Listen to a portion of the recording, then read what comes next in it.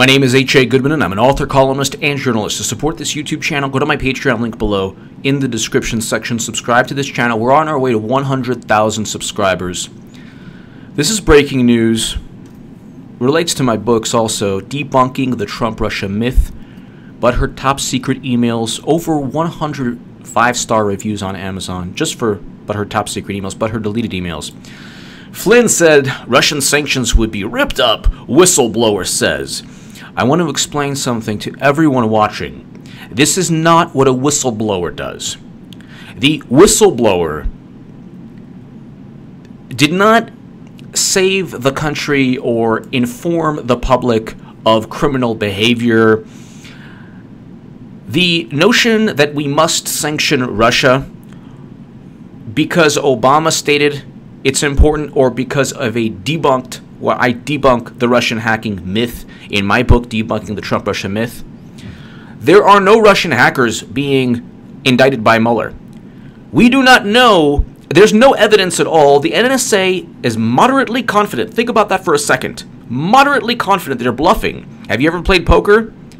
You know the other guy has a horrible hand. You think the other guy has a horrible hand, but they're pretty confident, so you kind of just don't know. They're bluffing. The NSA is bluffing. The CIA is only highly confident. CrowdStrike is the only company to look at DNC servers. The DNC never gave its computer servers to the FBI.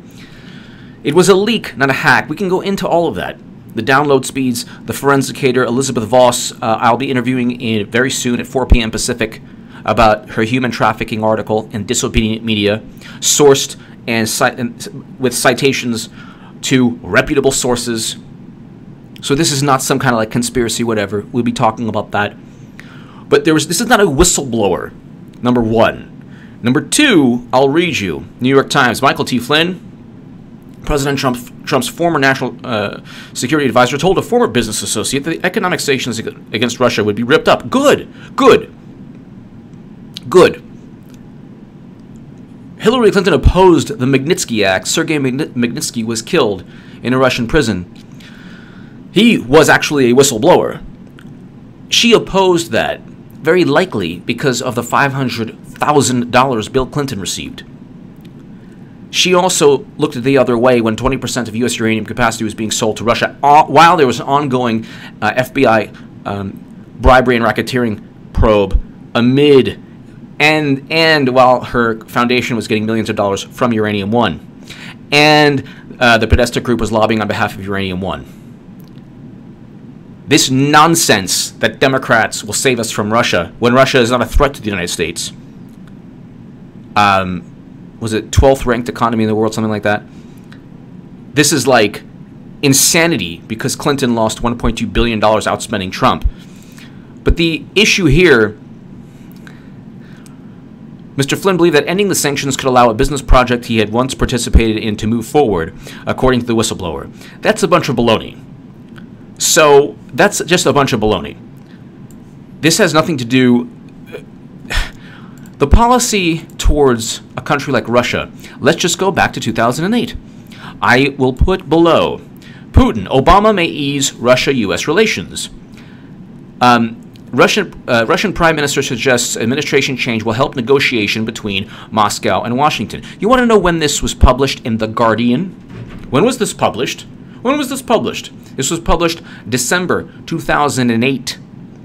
Diplomatic relations between Moscow and Washington should improve once Barack Obama takes office, Vladimir Putin today suggested. What they're doing, so this article is entirely about Putin wanting Obama, stating that, yeah, Obama was a lot better than McCain would have been for Russia. This is history replayed all over again, except now, whereas before the Russian reset was like this sexy, wonderful thing, now it's, oh my God, Russia is this foreign hostile nation. We are in the throes of another Cold War. We must act accordingly because poor Hillary lost after cheating Bernie and after transferring top secret and special access program intelligence onto her server and sending and receiving classified information marked classified.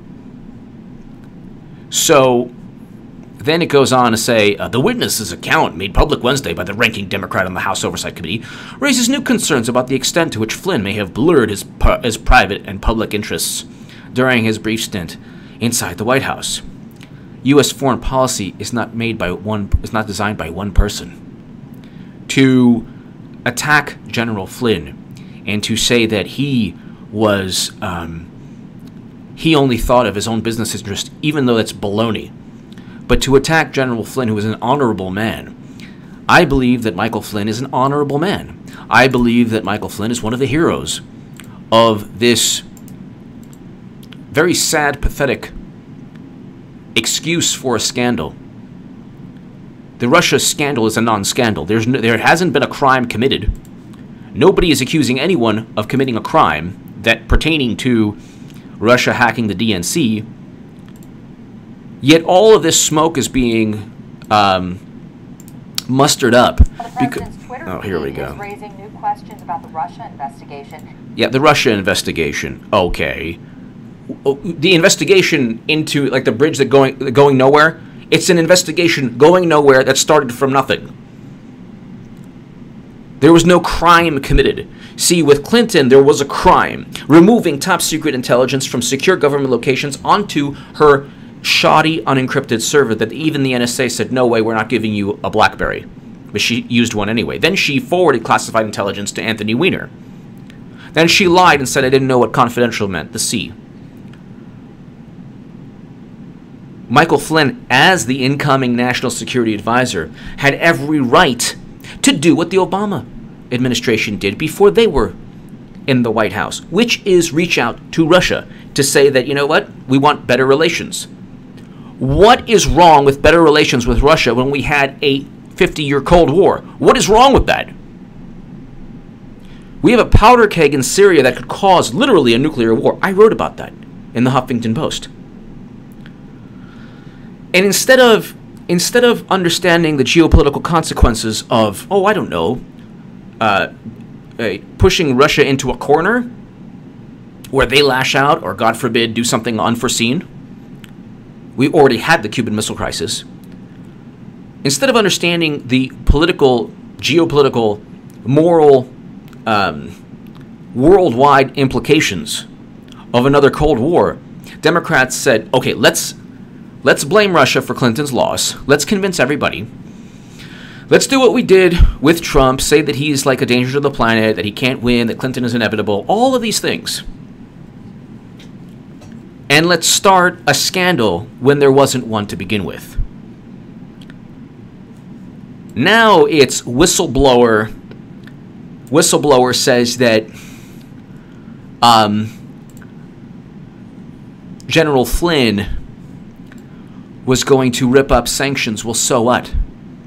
Russia shouldn't have been sanctioned to begin with. If it's about Russia, if it's about the hacking of the DNC, which the sanctions relate to, Obama should never, ever have implemented U.S. foreign policy or a foreign policy objective, or he should never have implemented sanctions based on CrowdStrike's assessment.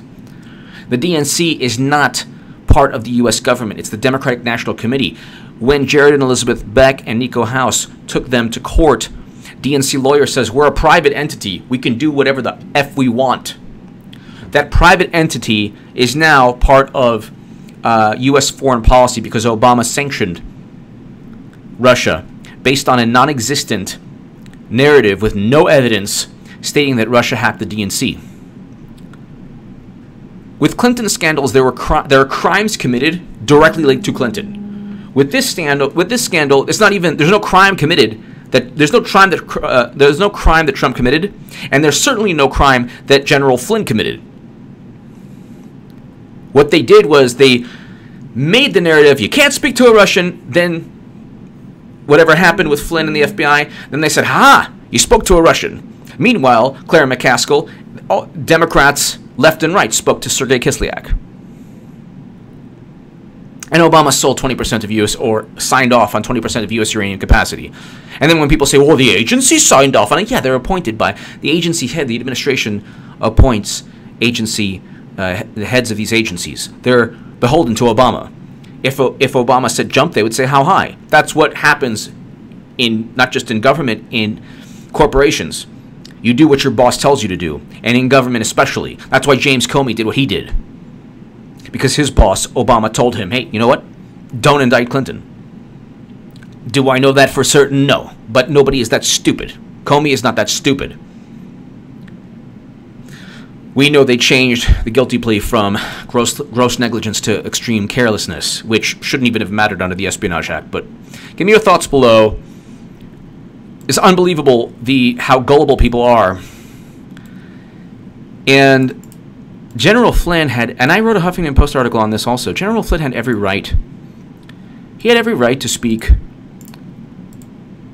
to the Russian ambassador or to diplomats as the incoming national security advisor. He was not a private citizen at that point. Furthermore, he was Obama's head of the Defense Intelligence Agency. Give me your thoughts below. Share this segment everywhere. Subscribe to this channel. Watch my interview of Elizabeth Voss in a couple of minutes regarding human trafficking, her report on that. Thank you so much for listening.